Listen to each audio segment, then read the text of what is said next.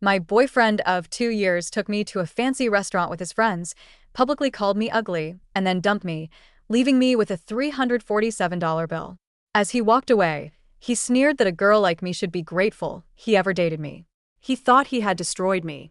He had no idea that he had just handed me the keys to his own destruction, and that his coworker was already on his way to help me turn the lock. I'm still trying to untangle the knots of what happened last weekend, replaying the scenes in my head on a torturous loop, half convinced I must have dreamed the entire, humiliating spectacle. But the glaring red of my maxed-out credit card statement and the faint, sticky rings on my coffee table from a pint of melted Ben and Jerry's are stark, undeniable proof that it was all very real. For 2 years, I was with Ryan. This wasn't some fleeting, casual affair. It was a real, established relationship. We had a life. We had routines. We had inside jokes and a shared history. There were the lazy Sunday afternoons spent tangled up on the couch, losing hours to Netflix marathons. There were the excruciatingly awkward holiday dinners, a gauntlet of forced smiles and polite conversation with both of our families. We even, at his insistence, attempted a couples yoga class, a disastrous endeavor that resulted in more wobbling and giggling than spiritual enlightenment. I thought we were solid. I thought we were building something. We had even started to tentatively discuss the idea of moving in together, a conversation that now feels like a scene from a different life, a different movie starring two people I no longer recognize.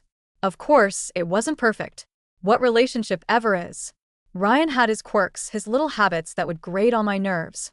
He had a talent for leaving his socks in the most improbable places, a near-pathological inability to resist texting during a movie, and a particularly insidious habit of offering helpful critiques of my appearance. Comments like, "That shirt makes your arms look bigger," or, "Have you considered trying a different hairstyle?" were delivered with an air of detached honesty, as if he were doing me a favor by pointing out my flaws. And I, in my desperate desire to be the cool, easygoing girlfriend, would brush them off. He's just being honest, I'd tell myself. He just wants the best for me. The past version of me was a fool, a willing participant in my own diminishment. The beginning of the end came in the form of a text message last Friday. Ryan was inviting me to a dinner with some of his work friends. This was a significant development. In the 2 years we had been together, he had carefully firewalled his work life from our personal life, always citing vague reasons of professionalism. So I was genuinely excited. This felt like a step forward, a sign that he was finally ready to truly integrate me into his world. I threw myself into the preparations with an almost manic enthusiasm. I went shopping, blowing a significant portion of my paycheck on a new dress, a decision that now makes me physically cringe. I spent hours getting ready, a full-scale production involving a YouTube makeup tutorial that promised a sultry but sophisticated look and the high-end hair straightener I reserved for only the most special of occasions. I wanted to look perfect. I wanted to make him proud. I arrived at the restaurant, a chic, absurdly expensive place downtown where the menus are written in cursive and conspicuously lack prices, and immediately felt a prickle of unease. Ryan was already there, seated at a table with two other men, Leonard and Pablo. The moment I approached, a strange, cold energy settled over the table. Ryan barely looked at me. He offered a half-hearted, aborted stand from his chair and a curt, "You're late." I was, for the record, 2 minutes late, a victim of the city's notoriously impossible parking situation. As I slid into the empty chair, he looked my new dress up and down, a faint sneer playing on his lips. "Oh," he said, his voice just loud enough for everyone to hear. "You wore that." His friends exchanged a quick, knowing glance, and I felt a hot flush of shame creep up my neck. I tried to salvage the moment with a nervous laugh. Was there a dress code I missed? He just shrugged, a picture of bored indifference, and announced that they had already ordered appetizers. The next hour was an exercise in systematic humiliation. Ryan held court, launching into a series of work-related anecdotes filled with jargon I didn't understand. His friends, his loyal disciples, nodded along, their faces a mask of rapt attention. Every time I attempted to join the conversation, Ryan would either talk directly over me or, worse, he would let me finish and then patiently explain why my point was naive or incorrect. At one point, trying to find some common ground, I mentioned a difficult customer I had dealt with at the retail store I manage. Ryan interrupted me with a dismissive wave of his hand. "She doesn't really get how things work in the real business world," he explained to his friends, as if I were a child. The condescension was so thick, I could have choked on it. I have been a manager for 3 years. I run a team. I handle budgets. But in his narrative, I was a clueless girl playing shopkeeper. I sat there, a silent, smiling prop, a growing sense of dread coiling in my stomach. Had he always been this dismissive, this arrogant, and had I just been too in love to see it? Or was this a performance for his friends, a way to establish his dominance by diminishing me? Either way, it was a horrifying revelation. When Leonard, one of the friends, asked how we had met, I saw a small opening, a chance to reclaim a piece of our shared history. I began to tell the story of how our mutual friend, his coworker Vanessa, had set us up. But I was barely a sentence in when Ryan cut me off. Yeah, he said with a cruel little laugh. Vanessa felt sorry for her. I was basically doing her a favor. The air was sucked out of my lungs. It wasn't just a lie, it was a monstrous distortion of the truth. Vanessa had, in fact, warned me about Ryan's ego, but had insisted that underneath it all, he was a good guy. Spoiler alert, he was not. I mumbled an excuse and fled to the bathroom, the sound of their laughter following me like a physical blow. I locked myself in a stall, my body trembling, and texted Vanessa a single, desperate question. WTF is happening? While I was hiding, a notification popped up on my phone. Ryan had just tagged himself in an Instagram post at the restaurant. The caption, "Boys' night out." As if I wasn't even there. As if I was a ghost. Vanessa called immediately, but I couldn't speak. I sent her to voicemail, my throat too tight with unshed tears. I spent a few minutes in front of the bathroom mirror, splashing cold water on my face, trying to repair my smudged makeup and my shattered composure. I gave myself a sad, pathetic little pep talk, a silent promise to just get through the rest of the dinner with my dignity intact. When I returned to the table, the conversation stopped abruptly, their shared laughter dying on their lips. The waiter brought our main courses, and the torture continued. Ryan, with a new, emboldened cruelty, began to mock my food choice. I had ordered a simple pasta dish, one of the few affordable options on the menu, and he treated it as a personal failing. Carb loading for a marathon, he snickered. That's a bold choice for someone with your body type. Each comment was a small, precise incision, and I was bleeding out, right there at the table. I barely touched my food, just pushed the pasta around my plate, my appetite completely gone. Then, the bill arrived. The waiter placed the leather-bound check holder on the table. Ryan picked it up, glanced at it for a fraction of a second, and then, with a cool, deliberate motion, he slid it across the table to me. I stared at it, confused, thinking he was just showing me the total. But then he spoke, and the words he said will be forever etched in my memory, a permanent scar on my heart. "You know what?" he said, his voice devoid of any emotion. "I don't think this is working out." I looked at him, my mind refusing to process what was happening. I waited for the punchline, for the cruel twist of a joke. But his face was a cold, hard mask. "I've been trying to make this work," he continued, his voice gaining a theatrical, self-pitying tone, "but I'm just not attracted to you anymore. I think we should break up." Right there. In the middle of a crowded restaurant. In front of his smirking friends. After 2 years of my life. He then stood up, a picture of casual indifference, and pulled on his jacket. As a final, parting shot, he leaned in close enough for only me to hear, his voice a venomous whisper. "A girl like you should be grateful I even dated you this long. You're not exactly a prize." And then he and his friends were gone. They walked out of the restaurant together, their laughter echoing behind them, leaving me alone at the table with a $347 bill and the shattered remnants of my life. I somehow managed to pay the bill, my hands shaking so badly I could barely sign the receipt. I made it to my car, the short walk from the restaurant door feeling like a mile-long journey through a tunnel of shame. The moment I was safely inside, the fragile dam of my composure broke, and I dissolved into a storm of racking, desperate sobs. I called Vanessa, my voice so thick with tears she could barely understand me. She was at my apartment within 20 minutes, armed with a pint of Ben & Jerry's and a bottle of wine, the holy trinity of breakup first aid. Between spoonfuls of cookie dough and gulps of cheap Chardonnay, I recounted the entire, horrifying evening. Vanessa was livid, a lioness defending her cub. She was ready to drive to his apartment and commit acts of minor vandalism. But then, as I repeated his comments about work, about the big presentation, a strange look crossed her face. "Sabrina," she said, her voice hesitant, "I don't know how to tell you this, but Ryan isn't who he says he is." It turned out that Ryan, The man who had just publicly berated me for not understanding the real business world was a fraud. He wasn't a rising star in the marketing department. He was an administrative assistant. His primary responsibilities were making coffee runs and scheduling meetings.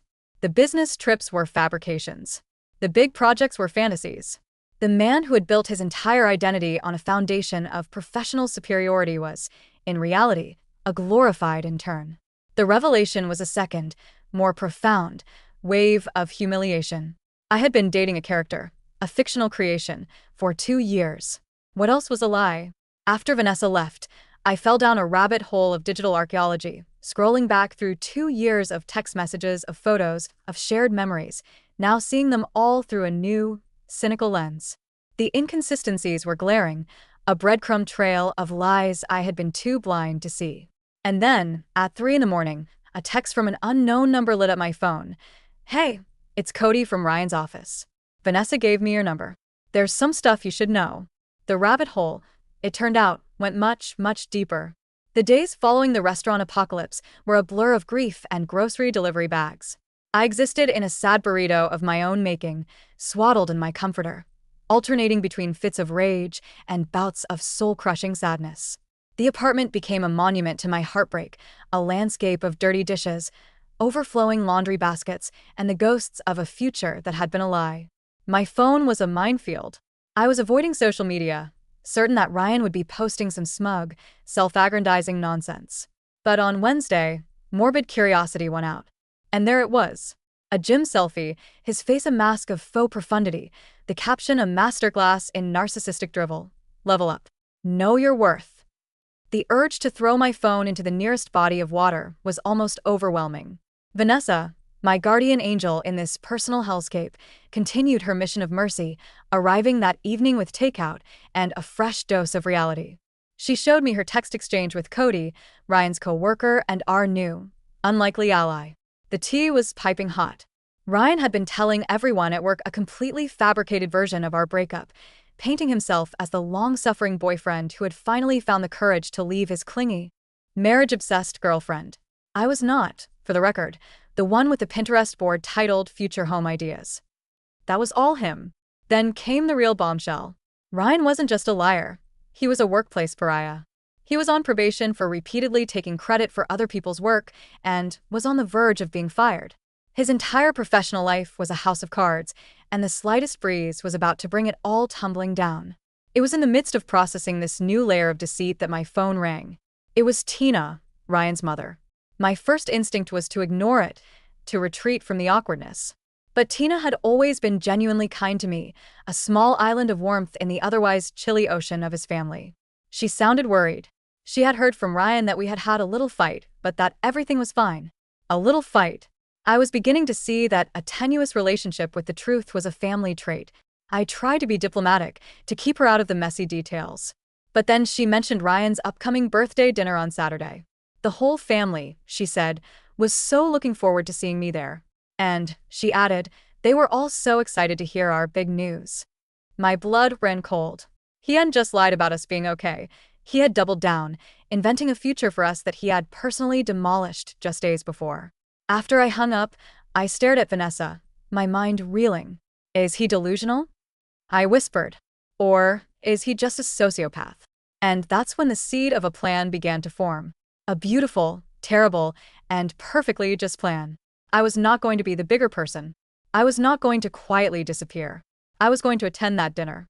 I was going to walk into the lion's den, and I was going to let the truth, in all its ugly, unvarnished glory, devour him whole.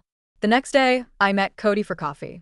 He was sweet, a little shy, and seemed genuinely appalled by Ryan's behavior. He filled in even more of the gaps in Ryan's fictional life.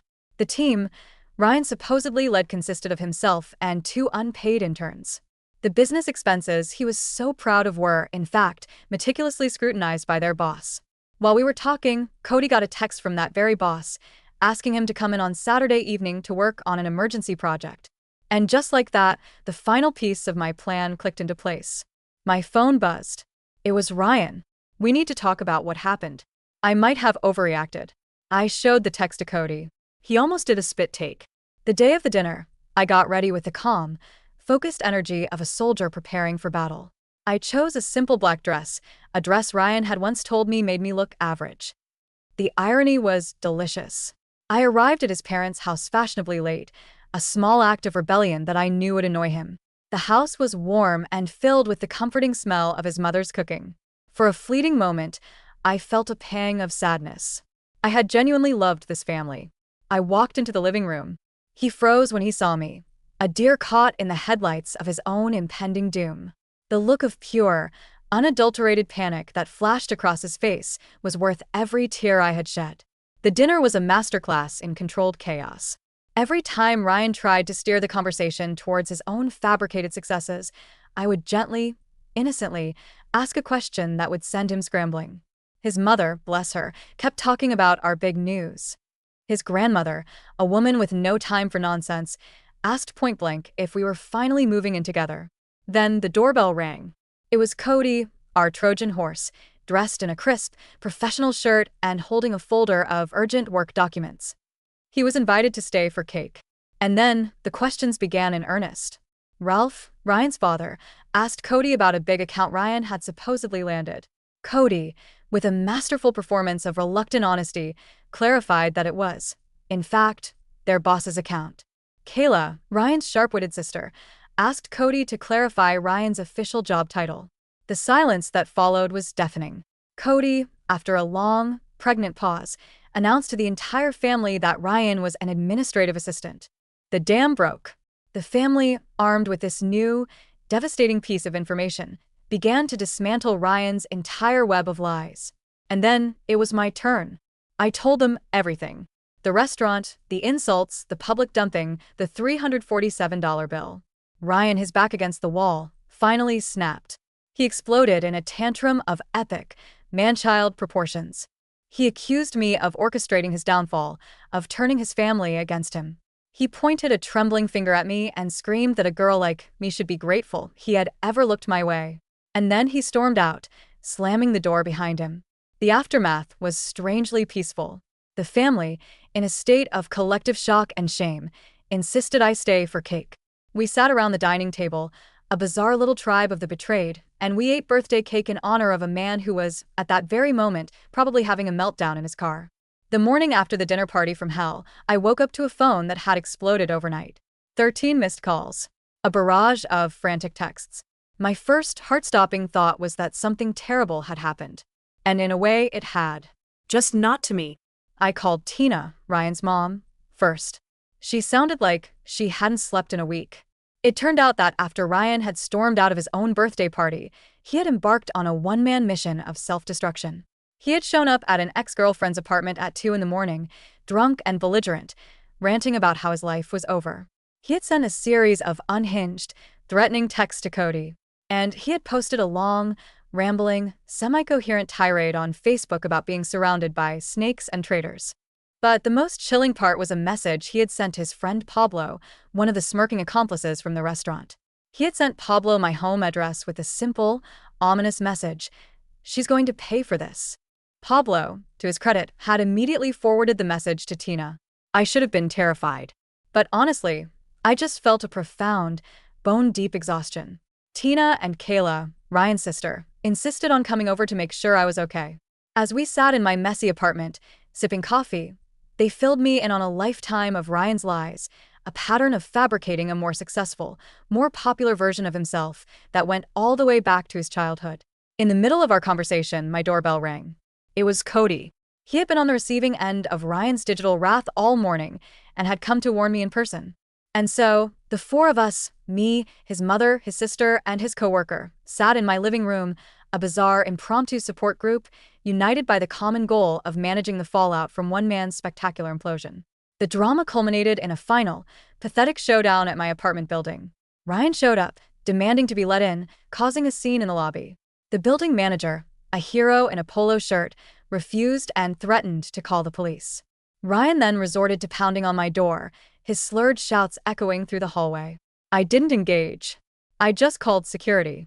The last I saw of him, he was being escorted out of the building, a deflated, pathetic figure.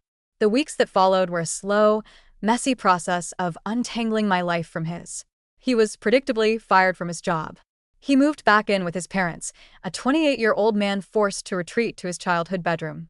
He tried to contact me a few more times, his messages a sad, predictable cycle of anger, remorse, and nostalgia. I blocked him on every platform. About a month later, I ran into him at Target. I was in the home goods aisle, contemplating the merits of a new shower curtain, when I saw him. He looked diminished. Smaller. We made eye contact for a split second, a universe of shared history and mutual animosity passing between us. And then, he just turned and walked away, abandoning his shopping basket in the middle of the aisle.